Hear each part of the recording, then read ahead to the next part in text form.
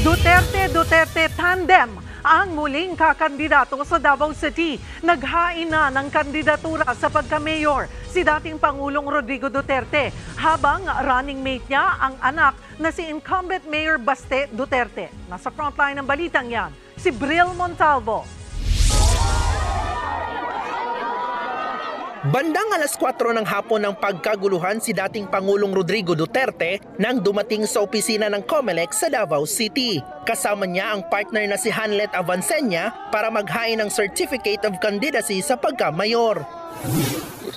Nitong Sabado lang, nang i-anunsyo ni Duterte ang planong bumalik sa pagiging alkalde ng lungsod. Mayor tayo. Sabi ni Digong nitong weekend, tatakbo siya bilang tugon sa panawagan ng mga Davaoenyo. Ang kanyang vice mayor, ang anak niyang si incumbent Mayor Baste Duterte. Naghain na rin si Mayor Baste ng kanyang COC kanina para sa pagka-vice alkalde. Actually, over the past 2 days, nagama kayo mga changes but kung ano yung final yun ang mga naisip lang. Asa tanaw na mo mayo, komportable ra. So, boto na lang atong pastoryawan. Ana na lang. So, nalipay na po ko nga kuhan. Nga kaning mga tawhan na mga taga Davao, nalipay sila nga balik ang pinalangga nato ng former president o former mayor diri sa Davao City. Tinuldukan na rin ng dating Pangulo ang mga nag-uudyok sa kanyang sumabak sa pagka-senador.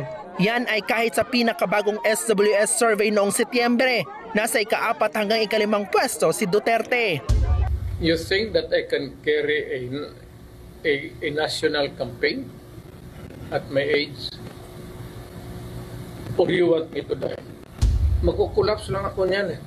I think that at my age, 73, mukhang hindi ko na kaya.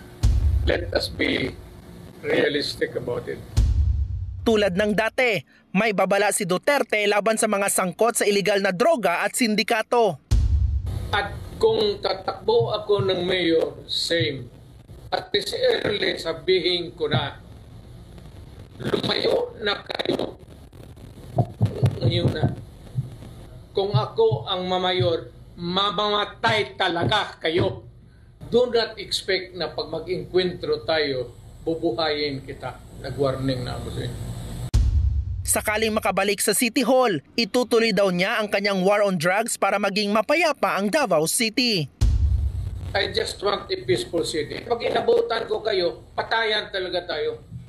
Pati yung human rights, sabihin ko na ngayon. Kayong dapat yung human rights, i-contact na nila kung sino itong ulo na to. Kasi mamamatay talaga yan. Kung manalo sa 2025, ito na ang ika-8 termino ni Duterte bilang mayor ng lungsod. Inaabangan naman kung sinong makakatapat na mga Duterte sa pamilya Nograles na maugong ding posibleng tumakbo.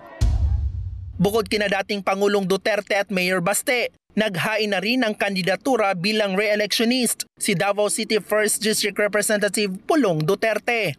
Kanina rin siya naghain ng Certificate of Candidacy sa pamamagitan ng kanyang representative na si Attorney Elijah Manuel Pipito. Kung manalo, ito na ang kanyang ikatlo at huling termino sa Kamara. Nagbabalita mula sa Frontline, Bril Montalvo, News 5. Mga kapatid, Cheryl Cosim po, huwag maging huli at maging una sa lahat sa balitaan. Para sa tuloy-tuloy na talakayang sa Frontline, mag-follow at mag-subscribe sa social media pages ng News 5.